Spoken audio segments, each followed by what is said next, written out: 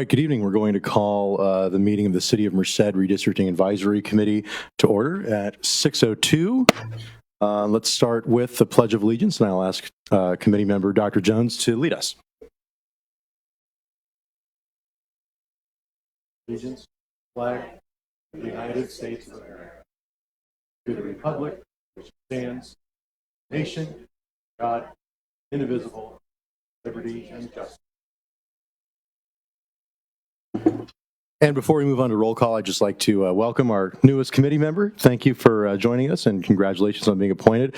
I'd also like to thank committee member Abong for leading the meeting in our absence in September. I watched the video, and you did a fantastic job, so thank you for that. I'll turn it over to the city clerk to conduct the roll call. Okay, agenda item C, roll call. Committee member Aldana. Here. Deanda. Morse. Heller. Here. Sykes. Here. Jones. Here. Casper. Abong. And Walsh. Okay, I would like to remind the audience that if they wish to address the Redistricting Advisory Committee, they must submit a green request to speak form located at the podium in the back of the council chamber. Citizens can submit public comment to the Redistricting Advisory Committee electronically no later than 1 p.m. on the day of the meeting. Comments received before the deadline will be sent to the Redistricting Advisory Committee and will be part of the record and will be mentioned as part of the public comment portion of the agenda. Material may be emailed to cityclerk@cityofmerced.org and should be limited to 300 words or less. Any correspondence received after 1 p.m. will be distributed to the Redistricting Advisory Committee and retained for the official record. You may provide telephonic comments via voicemail by calling 209-388-8688 by no later than 1 p.m. on the day of the meeting to be added to the public comment. Voicemails will be limited to a time limit of 3 minutes. Also, for those audience members who wish to hear the council meeting translated into Spanish or Hmong, please let our interpreters know.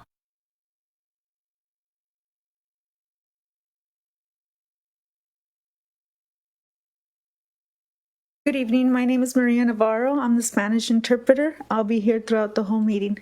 Thank you. Okay, so agenda item D, public comment. The clerk's office did receive an email from Maite Aguilar Cruz, and it was printed and placed on the dais for the committee to review. That email also involved several attachments from community members that were discussing their communities of interest. Agenda item E, consent calendar. E1, Redistricting Advisory Committee minutes of September 15th, 2021. I'll entertain action at this time from any member of the committee to accept the report and minutes.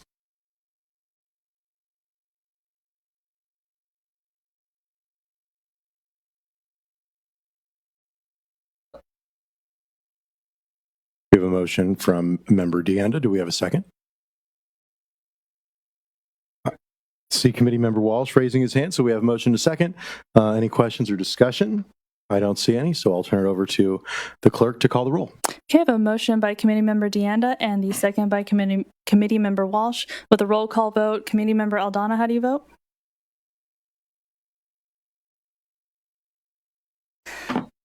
Deanda? Yes. Morse? Yes. Heller? Yes. Sykes? Yes. Jones? Casper? Abong? And Walsh? Yes. And the motion passes unanimously. Next item on the agenda is the general public comment, and I'll let the clerk provide a description. For agenda item F is public hearing. The public hearing does not actually start until 6:15. Did we have any cards for general public comment? It's all going to be for the public hearing. Great, perfect. So at this time, since the public hearing doesn't open until 6:15, do we pause or can we open it early? We'll take a break until 6:15. Very good, thank you. Thank you. Okay, how do I shut this thing off?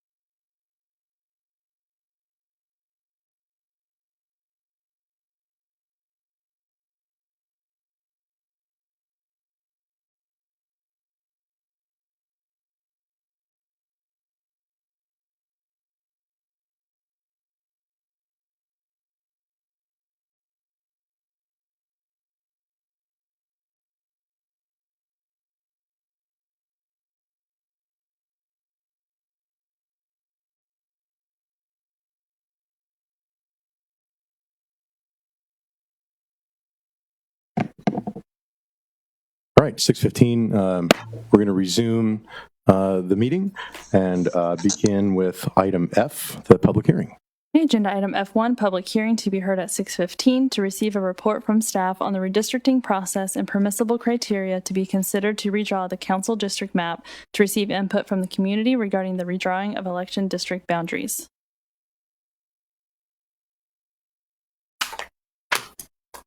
And I'll turn it over to Dr. Tilton. Hey, good evening, everyone. Again, thank you for serving the city of Merced in this important endeavor.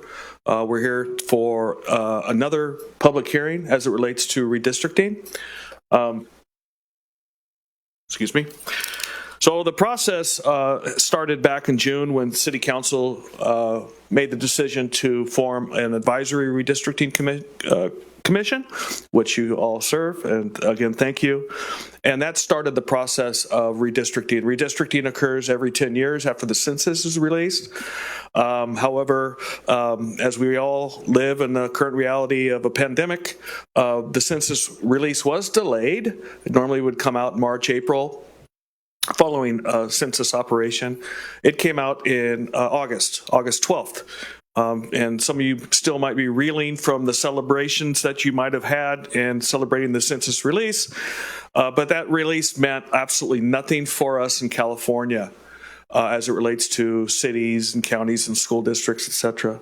California takes the census data and takes all of its inmates in the California prison system and essentially reallocates them. Well, it does reallocate them, not literally, but back to their previous jurisdiction. So while the federal census numbers came out August 12th, those could have been adjusted based on if a jurisdiction had an inmate incarcerated in the California prison system. So that was released on September 21st in the wee hours. Our firm, National Demographics Corporation, saw some glaring abnormalities in the data. We informed the California statewide database of those abnormalities. Fortunately for all of us, they made the corrections and then released the data again on September 27th. Why do I share all that?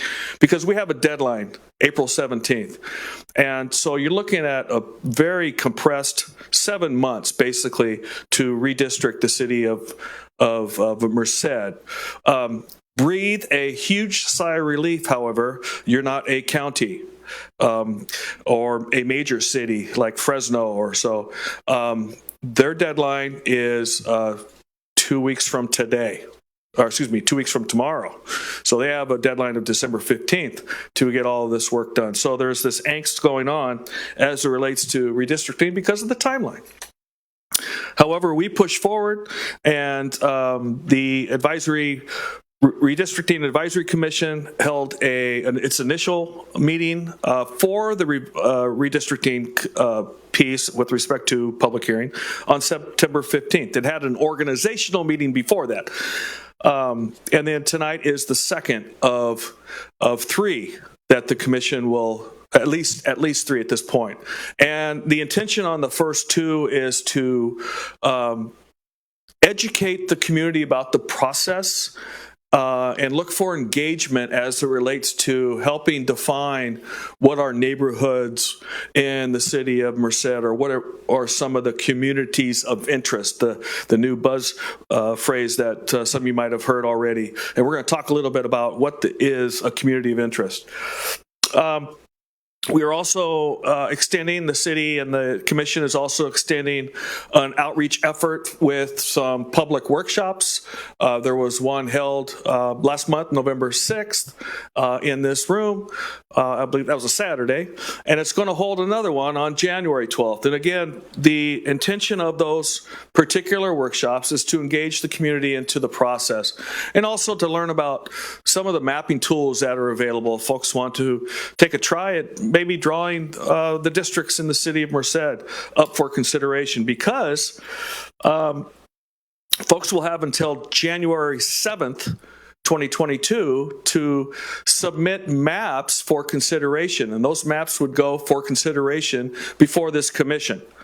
And the commission is tasked to make a recommendation to City Council, or recommendations. And I don't mean to say that singularly, but it could be a lot of maps. It could just be a very few. It makes a recommendation to City Council. I must share with you, commissions are legal in California. There's an advisory commission, as we have here, and there's also independent redistricting commission, but that's not the case here. If it was an independent redistricting commission, the independent redistricting commission would make a selection for the City Council, and the City Council has no say whatsoever.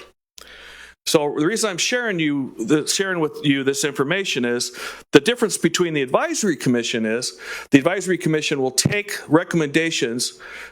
take maps from the public and make recommendations to City Council. I share this with you because City Council can choose to take your recommendation or not. That's the reality. I don't want to have any surprises when we get toward City Council decision. I can't say that's going to be the case. I just want you to have that heads up, so at least you are aware of it. Because when the City Council meets on this matter, it will meet in February. And although we have a deadline to submit maps to the Advisory Commission, there will also be a deadline to submit maps. Maybe somebody thought, well, we can do something a little bit different, and we'll just submit that to City Council. And that's perfectly acceptable as well.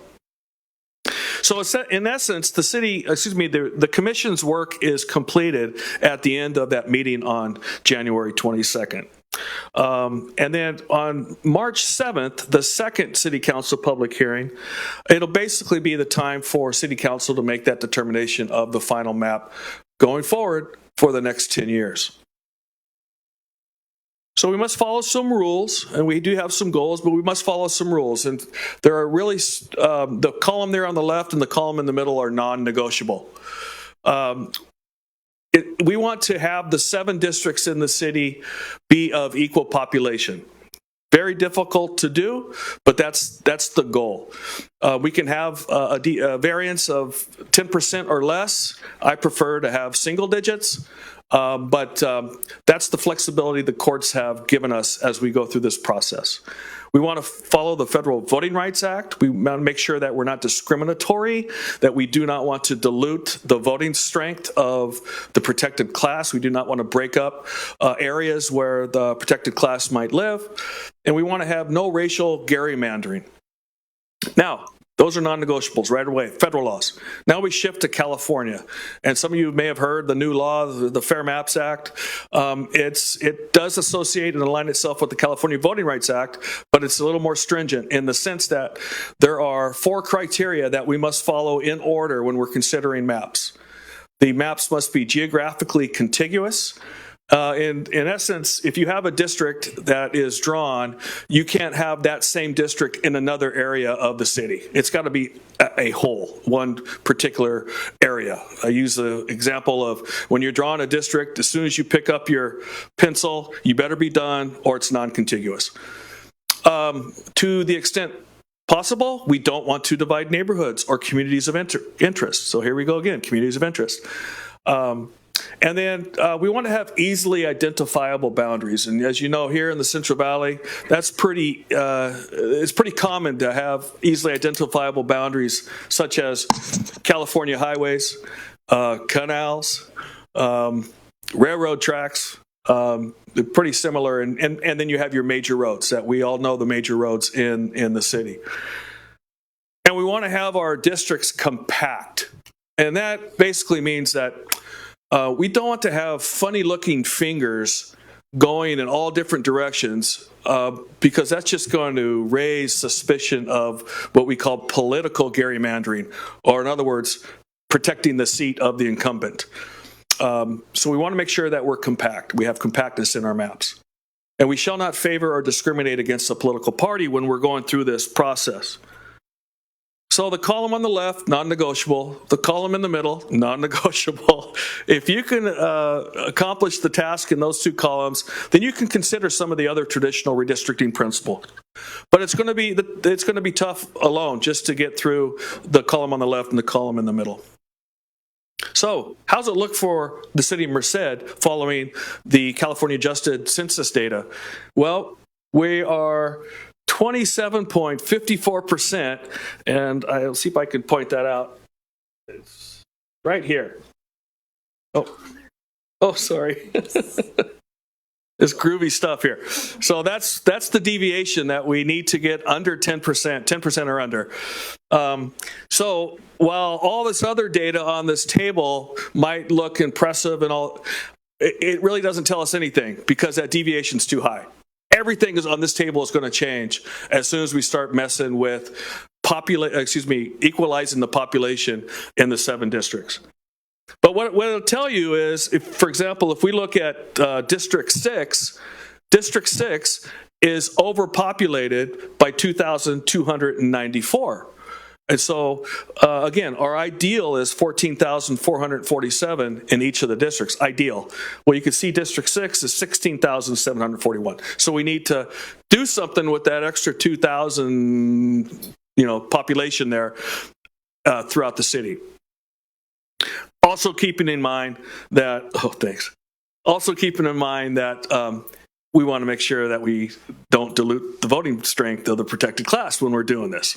So there's a thing that people have to be aware of as well.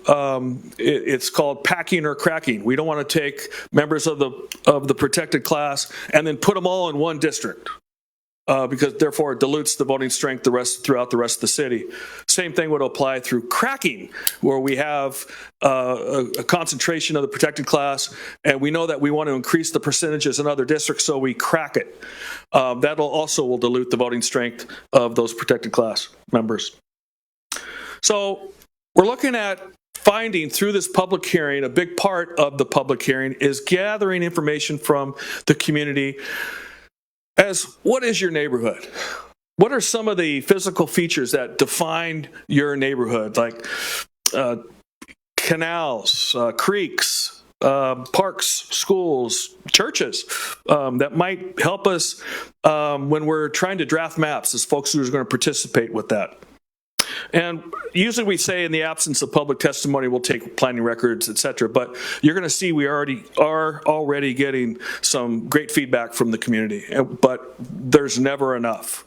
When it comes to communities of interest, that's more of an area where there are shared social and economic interests, where they might be impacted by county policies, city policies, school policies. And the best definition that people might connect with a community of interest is like a homeowners association or an apartment complex or multi-use or multifamily complex. They all have shared social or economic interest in that particular, what they call community of interest. And we also know that communities of interest may not include relationships with political parties, incumbents, or political candidates. So here are some of the data that we've received. I'm not going to go through it all. This will be on the website, the city's website. Yeah. So yeah, you can always go back to the city's website under where the redistricting portion is, and you can view this. And sometimes there are repeats. So please, if it's already on the screen and you didn't know it was on the screen, feel free just still to share.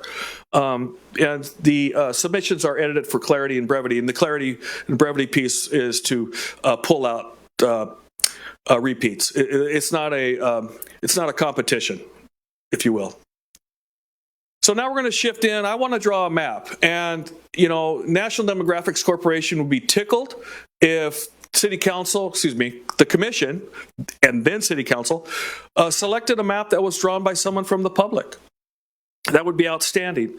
Our firm will supply 2 to 4 maps for the commission to consider. But we have mapped options for folks from the very highly skilled mapping software piece all the way down. We'll take a map on a napkin. If you draw a map on the napkin, we're going to take it and try to best represent your thoughts. And you'll be able to see those maps. My apologies for not having the city of Merced on this screen. But however, here's the Merced County interactive review tool. So if you were to go on to for example, the county's website, because they're selecting their final map next week, if you were to go onto their website, you could see this tool, and it's going to list about 20 maps. And you could look at the maps one at a time. You can layer them. You can see where do the existing lines fall as it relates to this proposed map. So it gives you an idea to see the maps that have been submitted. Now, this will not be populated for the city of Merced until about a week before the commission's meeting in January, because we have to process the maps, and then we upload them to this review tool. There's also a simple map drawing tool. The last I heard, they're out on the desks out in the foyer. They're available on the website. This particular tool is it's set up. The city is set up in what we call population units, and inside the population units are population figures. And basically, the task is to, with perhaps 7 different colors, color in what you believe would be the district, and then add up those numbers to try to come up with that 14,667, I think it was, or close to it.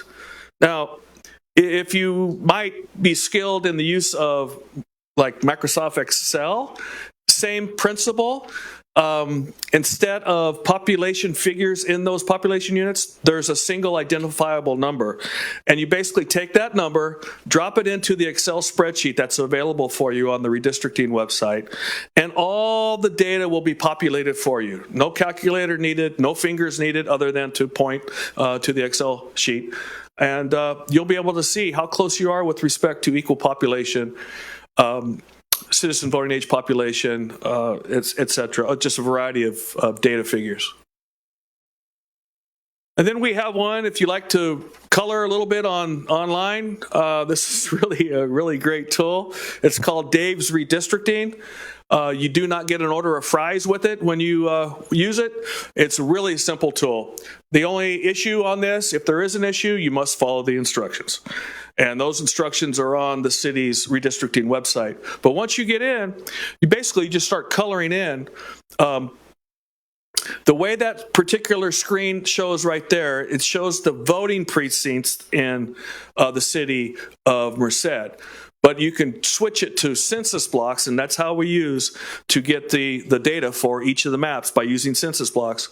Once you click in, and I did that on that example, it's kind of hard to see, but you click on that voting precincts, and then all the census blocks open up, and you just start coloring in the census blocks that you want that district to have. And off to the left, it'll start adding up how many people are in that particular district that whatever district number it's going to be. And it's color coded, so it's really simple. So though in this case for City of Merced, they'll have seven different colors. It does all the work for you. Fortunately, for those that use this tool, there's also an eraser. So if you make a mistake or anything, you can go in and erase it and keep going. It's actually a pretty cool and fun tool. I think I might regret saying this, but I think government classes at the high schools should do this. But sorry, Commission, if you get like 300 maps from that statement. So we want folks to stay involved. I keep referring to the redistricting website. It's a portion of the city's website. You can go there. You can contact the city clerk with questions, and there's the phone number. But for the case of the public hearing, again, I said that we want to get information with respect to neighborhoods and communities of interest. It'll be up to the chair of the commission if we want to entertain any questions about the mapping tools. I'd be happy to do that. We're all family here. So that concludes my presentation. Thank you, Dr. Tilton. You read my mind. I would like to go around and see if there are questions from members of this committee before we move on to public comment. I'm not seeing any. I have just two. The first is the 10% variance. That's a cumulative 10% variance, not per district, right? It's not per district. So we'll go back to the table and I'll show you how we could do it if folks can see. So essentially we're going to take the highest positive number. I get to draw here. This is going to be cool. In this case, it'll be the highest positive number and the highest, if that's an oxymoron, highest negative number. Sorry, I'm an English major. right there, and you add those two together, and that's where you get your deviation number. So basically, rule is, try to keep it +5 at one extreme and -5 at the other extreme, or less. Yeah. Thank you. And these are questions that I'm getting from the community. So the second one is, I know that the various tools that are available, be they Dave's Redistricting, the Excel tool, the hand-drawn mapping kit, or even some of the other third-party softwares, ArcGIS, Esri, and so forth, they all have population blocks of some kind or another. If a member of the community submits a map that goes through one of those, intersects one of those blocks, is there a way when we are creating our representation of it to try to accommodate it, to try to recreate it so that it can be compliant and we can make the correct inferences about the statistics? Are you asking if we can split a census block? Yeah. Is that the way? We can. We have to have comprehensive reasons why. Sure. One of the easiest is, for example, you might be more in San Diego County. There will be where they have the mesas, and they'll have homes on top of the mesa and homes on the bottom, and nothing in between, but they're all one census block, and they're not connected. And so that would be something that's permissible in that case. I just wanted to establish that it's something we're able to do potentially with the right rationale. Right. Thank you. You're welcome. I see a question from committee member Abong. Hi. My question is, how do we find a variance per district instead of the total variant? So you could see on basically the percentage that it's off as it relates to either over or underpopulated. It's underneath. It's so District 1, it's over 4.83% of to be at the ideal figure of 14,447. Yeah. Sure. Go ahead. Yeah.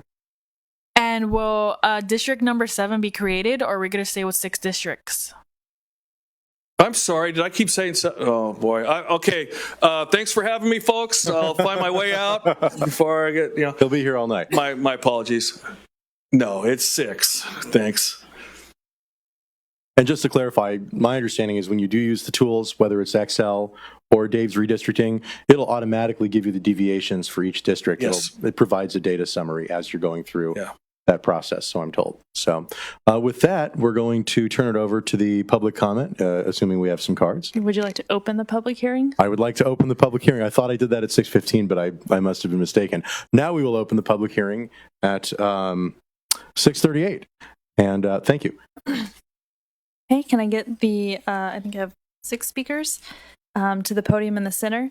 Diana Odom Gunn, Shane Smith, Clint Moore, Antone Hubbard Sr., and Mary Camper. Could we remind the speakers of the various time limits and other provisions? Sure. So we'll have the time set you can see right in front above the committee members for 3 minutes. If you could please talk into the microphone, because it's being streamed on Facebook Live and the website as well, and it's just easier for everyone to hear. Thank you very much. Thank you very much, Dr. Odom Gunn. Welcome. Into the microphone. Okay, can you hear me? I am Diana Odom Gunn, and I am president of the Merced Downtown Neighborhood Association. Tonight, I am representing the interests of the Downtown Neighborhood Association. Merced's historic downtown neighborhoods are in many ways a sensitive ecosystem. Our community has long faced special and unique challenges, as is the case with many other neighborhoods throughout Merced. To contrast, from many of the newer developments north of Bear Creek, where they have maintenance districts and mellow roofs, we have aging pedestrian, bicycle, park strip, and street tree infrastructure. We have beautiful and special parks, such as Applegate and Courthouse Park, that are in need of attention and maintenance, especially the Laura Fountain in Applegate Park. We have historic neighborhoods with homes and characteristics that are worthy of protection and preservation, such as Greenbrier and the Judge Rector home. In fact, DNA is leading toward honorary historic designation to recognize and distinguish all our neighborhoods, first with Ragsdale in 2017, and soon with Spaghetti Acres and then Old Town. Following them, we'll have Muirwood, Courthouse Park, Applegate Park, and the Bradley Addition. All these neighborhoods participate in DNA and are working through the DNA design process toward recognition of their historic architecture and character. All these neighborhoods share common concerns. We have neighborhoods that are transitional, or in other words, friendly to mixes of different densities and uses, something you don't see in other parts of the city. Most of the city's ADUs are downtown. On many blocks, the single-family homes are beside duplexes and apartments. In order to preserve those characteristics and the wonderful economic and cultural diversity and the architectural significance and the desirability that all those attributes work together to produce, we must have a council member who is dedicated to the area of historic downtown as we see it. He or she must be able to prioritize key investments, carefully craft land use policies, and generate ideas that allow downtown to survive and thrive. In other words, splitting downtown into 2 or more districts would cause council members, even if they happen to reside in downtown areas of the new districts, to be forced to balance the unique interests described above with those of other parts of their district that fall outside of downtown. We eat, drink, and shop on Main Street at 510 Bistro, the Mainzer, the Antique Mall. Our reading is from the library and the secondhand bookstore. We meet friends at Coffee Bandits and the 17th Street Club. We find our entertainment at the Partisan and Merced Theater. We exercise and play in Applegate Park and the Bear Creek Trail. We support the arts at the Mac and Playhouse. We worship at Central Presbyterian and Unity churches, raise our families playing at Kittyland and attending downtown parades. And we volunteer with the Courthouse Museum, Elks Lodge, and the Downtown Neighborhood Association, all in the common area we have shown you on our maps. The founders of the Downtown Neighborhood Association, which represents several hundred residents who care deeply about our community and their neighbors, understood this shortly after our establishment in 2015, right in the middle of Merced's original districting project. We supported the creation of districts at that time to preserve diverse representation and opinion while enhancing constituent services. But we also advocated for a unified downtown for the reasons we just stated. The record is clear, consistent, and extensive. We participated in every single districting hearing during that initial process. In fact, we specifically asked for a council district that follows the exact boundaries we are presenting today. But unfortunately, while the IDAC committee wanted to accommodate this important request, they explained that at that time, the city was bound by a legal settlement that forced them to draw an artificial boundary at the BNSF railroad tracks, rather than accept the natural, traditional, geological, and geographical boundary of our community of interest, Bear Creek. Thankfully, those restrictions no longer apply, and this convention, as well as this council, are in the position to make good on their commitment in 2015. Please consider our maps. Please consider the maps respectfully submitted by our hardworking volunteers and advocates. We're here today to show you that this is an authentic, local, and grassroots effort supported by people who live and work in downtown Merced. Our approach is not engineered testimony that's been organized or funded by outside special interest groups that unfortunately all too often dominate these types of proceedings. We appreciate the difficulty of the task before you, and we pledge our assistance and support in whatever way it can be of value. Thank you for all your hard work and for your sincere and serious consideration of our concerns. Thank you. Thank you, Dr. Gunn. And just a quick note, because of the limited number of people who have come here to speak tonight, I am going to be affording lots of flexibility. And it's not an invitation to go over 3 minutes, but just know that I'll make sure everyone has an opportunity to share their thoughts in full. Our next speaker, Dr. Smith, thank you for being here. Nice to see our schools represented and a former IDAC commissioner as well. Mr. Chair, thank you very much, Madam Vice Chair, esteemed members of the Commission. Mr. Chair, don't tell an attorney he can take extra time. It's dangerous. As Mr. Heller said, just so you guys know who's talking to you, in 2015, I was where you guys sat. I was on the original Independent Districting Advisory Commission. I got to live through what you guys are about to live through. I got to tell you, right about this time in the process, it was a lot more raucous, so my hat's off to you. I'm also an elected trustee of the Merced City School District, representing Northeast Merced. As you guys build the record, what we're going to think about when we look at our maps as a collective, as a community, I want to tell you 3 things. Number one, to echo what we just heard, the most raucous issue in 2015 was where to put the center of town. And I got to tell you, I was the one who gave the impassioned speech that we need to follow as a city our legal obligations as codified by the voters in Measure T. But the community wants the middle point of our district map to be Bear Creek. That's the traditional center of town. Merced didn't grow to the north until we figured out how to build some bridges. A lot of people remember when downtown didn't extend past Bear Creek. So number one, please respect Bear Creek as the midline between 1 and 3 and 4 and 6. 2 things. I submit to you that the anchor of the map that should be selected is an intact downtown paired with an intact South Merced.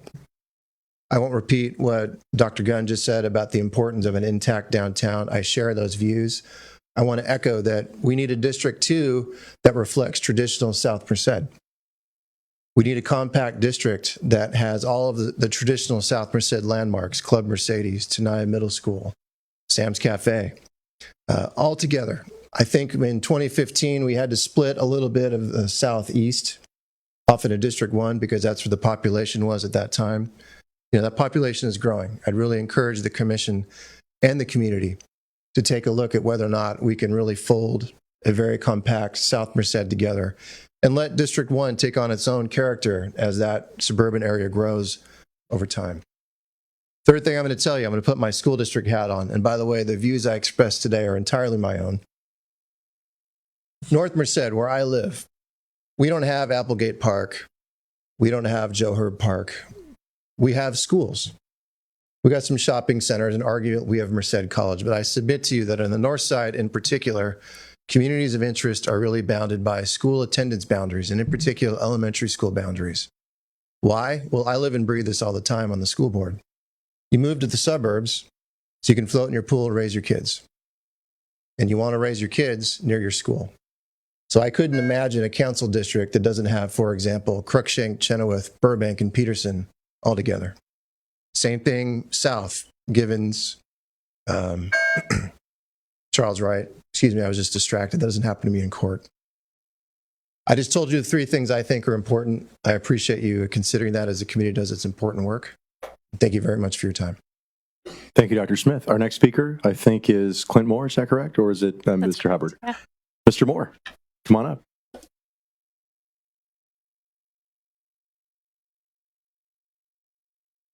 Good evening, everybody. For you that don't know me, I'm Clint Moore. I live on the corner of 21st and T, so I'm a District 3 person. I am a member of the DNA, and I'm here tonight to support the DNA's proposal for, which I think has been turned into Schedule A. I'm really focused on making downtown a better place. I want that to happen, and so I'd like that to be in a contiguous area. I really support having, even though all the districts have the same concerns, I really support downtown becoming a more vibrant place. I could have walked here tonight if I'd wanted to, or any of the businesses in downtown. So I think that should stay together. To me, Bear Creek is a natural boundary going north. Maybe the freeway going south. After listening to what I said, I made some more notes tonight. I kind of see this being 6 districts, being downtown Merced, the Merced Mall area, the university area, Merced College area, Campus Parkway area, and maybe the airport area in broad context. So I kind of see that's how it's broken up. But I want a representative for my district and downtown that really supports my interest. I'm not worried about those other districts. I have lived in District 6 and I've lived in District 4. Still have homes in both of those areas, but I'm really concerned about downtown Merced. I don't think if we were just going to draw some lines on a map, that we wouldn't have to have a committee like this to do that. We could just do that. I can see Bear Creek maybe extending slightly over if we need population count into the Rambler area. Those houses resemble my house more than the houses that are farther out, unique to their neighborhood. And thank you for your attention. That's all I have to say tonight. Thank you, Mr. Moore. Antone Hubbard Sr.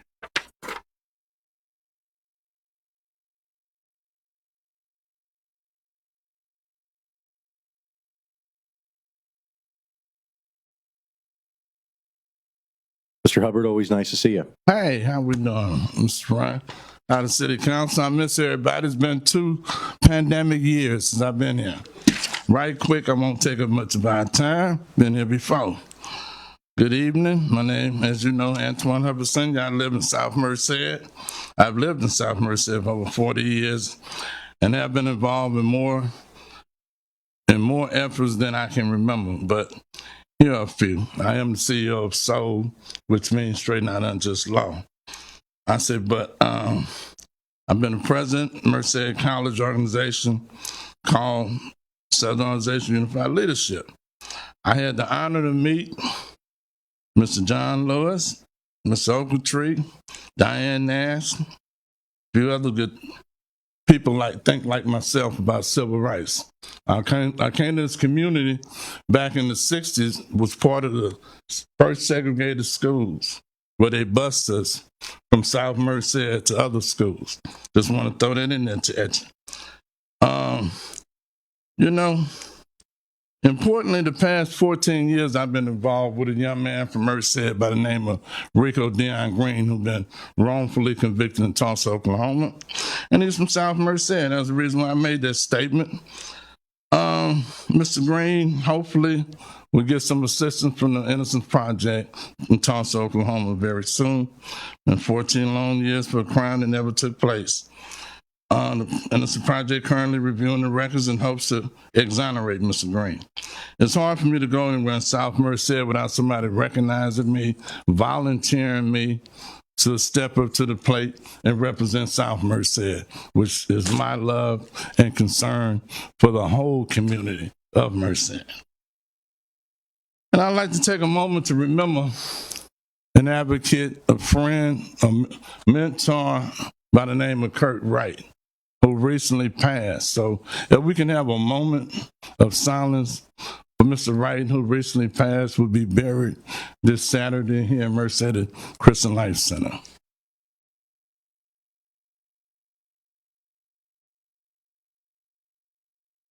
Thank you so much. I like Mr. Charlie Huddleston and Kurt Wright were longtime advocates in this community. SMCC, the South Merced Community Council. Kurt been here advocating over 40 years to improve the conditions of Merced. I'd like to ask this, well, basically, I'd like to ask this commission to observe Mr. Wright, not just in his moment of silence, but in the moment today. We do have some members I'd like to recognize. Can we stand up right quick? These are South Merced folks, you know, that are here to support this speech today that I'm addressing. Thank you for being here. The neighborhood of South Merced is unified. We're one historic area bounded on the west at the city limit, on the south of Charles Avenue, on the north and east by the freeway. There are other neighborhoods that are there are other neighborhoods that are the south and east of us, but those are newer neighborhoods with different concerns. Developers gave them new sidewalks, street lights, and parks. We still have older streets with no sidewalks, still no street lights. Merced even moving the boundary from MLK to G Street would be a big improvement. I look forward to working with all of you, with the community, doing what we do to make a better Merced place for all of us.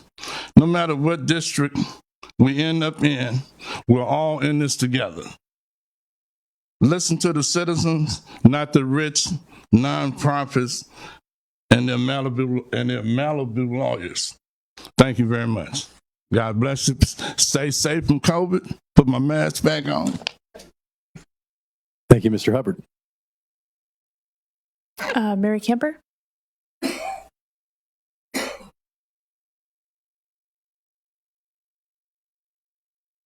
Good evening. I'm Mary Camper. I'm a resident of Merced. I'm a local realtor. I was born and raised here in Merced, and when I grew up here, there was really nothing north of Yosemite. So it made sense to have a north-south boundary, if you want to call that, be highway, I think it was Highway 99 when I was growing up. We've seen so much development over the years, and it's going to continue, especially with development around the UC.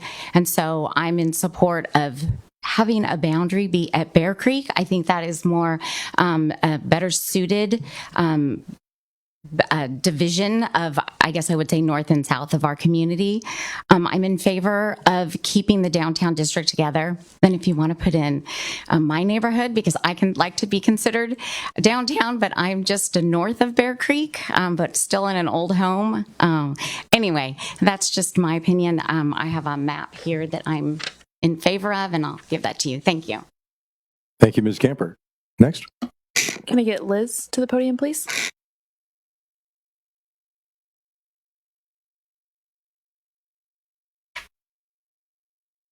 Welcome and thanks for being here. Awesome. Thank you all so much.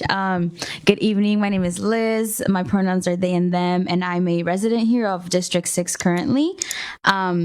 I'm also a UC Merced alumni and graduated this past spring. So I'm here to share my thoughts as an alumni, as a former student that lived on campus, moved to a new city, decided to stay and really be a part of the city growth and build community with folks. I really found a lot of support and community here in Merced, and really look forward to graduate and be a part of helping our community thrive. So I have more so of a question just in general, wanting to gain some more information, being a part of the redistricting process.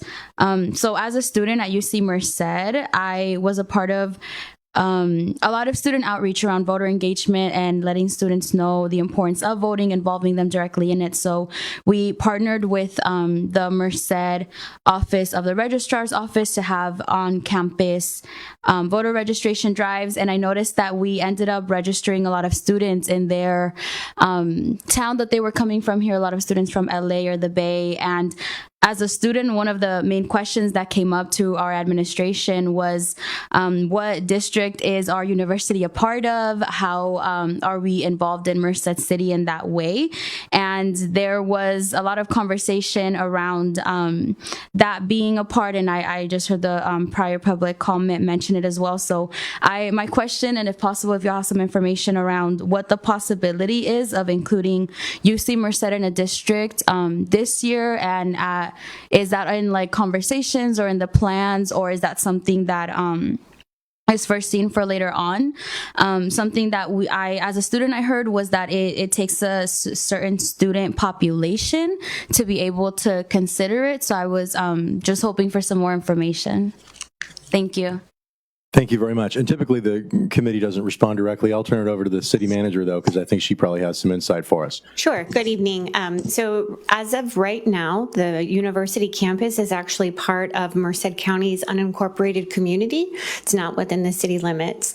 However, the city council has provided staff direction to begin working on annexing the campus, and that is a 12 to 18-month process. So obviously the redistricting process will finalize prior to the campus being annexed.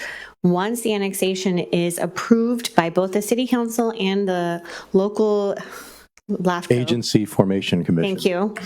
We have a lot of acronyms, and that one escaped my brain in just this moment. Once it's approved by both entities, then it would be annexed into the city, and I'll let Jeff speak to how it gets assigned a district. Yeah, we would just go through the process again of redistricting and make sure we're back into all the requirements, equal population, respecting the Federal Voting Rights Act, et cetera. Yeah. So, and as you mentioned, it's based on where your student population is registered to vote. So again, you have students who come from all areas of the state and the nation and even outside of our nation that are students. And so those are the factors that would be reconsidered at the time of annexation. So when the campus is annexed, if the majority of the students are not registered to vote here locally, but yet at home, then they would not be factored in that calculation. So that's why there's a distinction there. And so just be mindful, it's all based on the location of the registration, not necessarily the location of where the student resides. Thank you. Next speaker. Those are all the speaker cards that I received tonight.